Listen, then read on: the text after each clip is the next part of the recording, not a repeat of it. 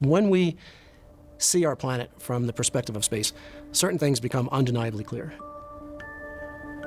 We keep trying to deal with issues such as global warming, deforestation, biodiversity loss as standalone issues, when in reality, they're just symptoms of the underlying root problem. And the problem is that we don't see ourselves as planetary. When I looked out the window of the International Space Station, I saw the paparazzi-like flashes of lightning storms. I saw dancing curtains of auroras that seemed so close it was as if we could reach out and touch them. And I saw the unbelievable thinness of our planet's atmosphere. In that moment, I was hit with the sobering realization that that paper-thin layer keeps every living thing on our planet alive. I saw an iridescent biosphere teeming with life. I didn't see the economy. But since our human-made systems treat everything, including the very life support systems of our planet, as the wholly owned subsidiary of the global economy, it's obvious from the vantage point of space that we're living a lie. We need to move from thinking economy, society, planet to planet, society, economy. That's when we're going to continue our evolutionary process. I'm Ron Garan. I'm a former NASA astronaut and former combat fighter pilot and the author of Floating in Darkness, A Journey of Evolution.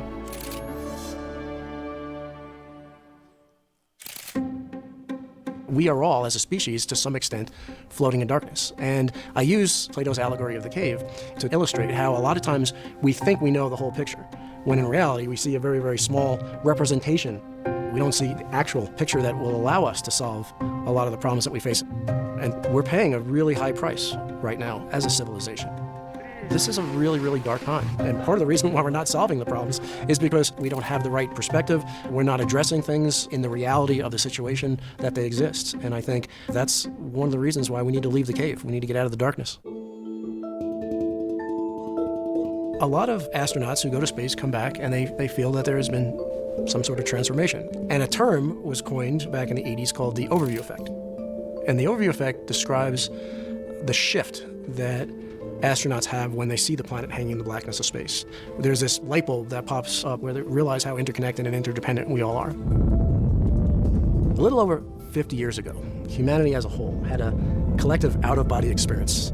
On Christmas Eve, 1968, the crew of Apollo 8 came out from behind the far side of the moon on their fourth orbit. They took a famous color photograph, and that photo is called Earthrise. Earthrise is the first color photograph to see the whole planet hanging in the blackness of space, and the first to capture that for the rest of us. And this image revolutionized how we see the world, how we see ourselves. There is no such thing as them. There's only us. And precisely 1 year before the Apollo 8 astronauts were hurtling through space on their journey to the moon, Dr. Martin Luther King Jr.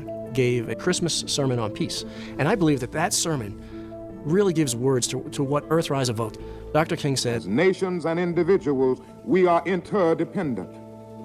We're not going to have peace on Earth until we recognize the basic fact of the interrelated structure of all reality." Now, the interrelated structure of all reality, that's not a cliche, that's not a philosophy, that's the reality of the world that we live in, that's fact. That what happens to one directly affects all of us indirectly, that we are all inextricably linked together in this fabric of life that we call Earth.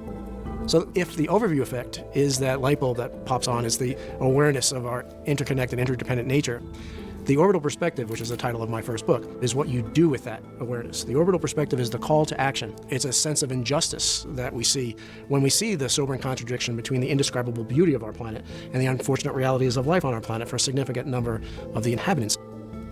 One of the things that I realized during my time in space is that we're not from Earth, we're of Earth. And to take that one step further is that we're not in the universe, we are the universe. We are the universe becoming conscious of itself. A lot of what we're talking about doesn't require going to space to realize. You don't have to be in orbit to have the orbital perspective. And one of the tools that we can use is a term that I borrowed from cinematography called a dolly zoom. And what a dolly zoom is where the camera is rolled back or dollied back at the same rate as the lens is zoomed in. And it was used in Jaws and Vertigo and many other films. And what the filmmakers use that technique for is to give altitude to a scene as the foreground stays the same and the background stretches. But we could also apply that term to the challenges that we face.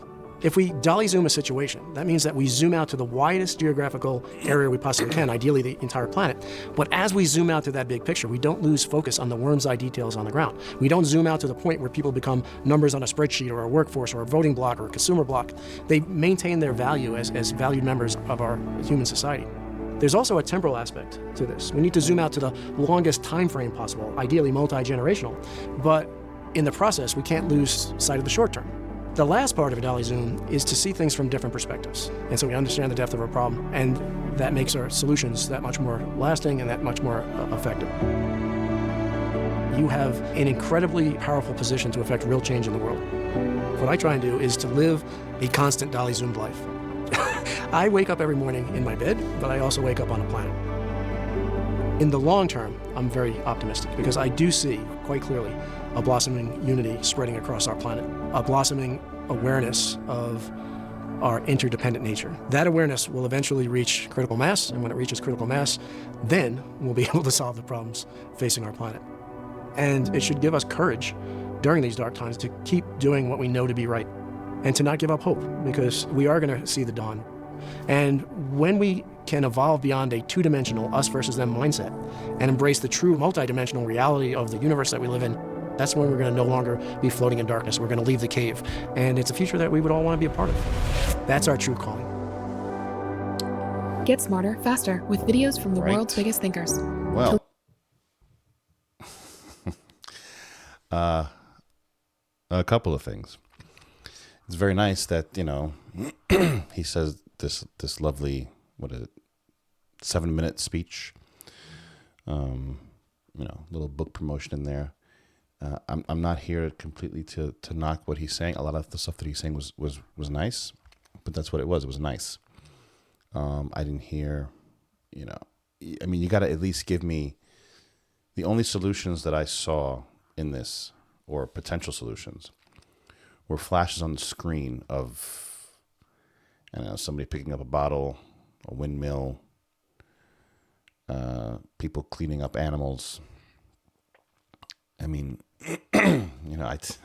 tell my wife all the time, I said, it's very easy for politicians to say, we care about the children. All right, thanks. Now what? Like, who is there? Somebody that's going to, I'm sure there's some people that don't care about the children, but they're not going to say that. So I don't know. I just think that like videos like this, they're just, it's a virtue signal. It's a bit of propaganda in it. Some nice stuff. Okay. Yeah. Everyone should, what people don't understand, or I think the ignorant view, and I'll just say it like that because it is what it is, that the entire world can work together. Guys, you have a neighbor that you don't like. Like right now, this minute, you have somebody that lives in proximity to you that you don't like. And you're not going to help them if the shit hits the fan. Maybe you will, you probably won't. So this insane notion that the world can live in peace. And again, a lot of these people, and I'm not going to disclose where I lie on this, but a lot of people that have this philosophy, they would maybe consider themselves, I don't know if he considers himself an atheist or if he has a religious philosophy, but he probably is in the camp, like most people are, that we are animals, right? If you don't believe in evolution or whatever, at the end of the day, when it comes down to it, we are tribal animals. Obviously we can do great goods in the world, and we can do some pretty shitty stuff, as is very apparent to anyone that's alive. So that being said, all you can do, in my personal opinion, is focus in on your group. Whatever that group is, I would define that group as your family and friends.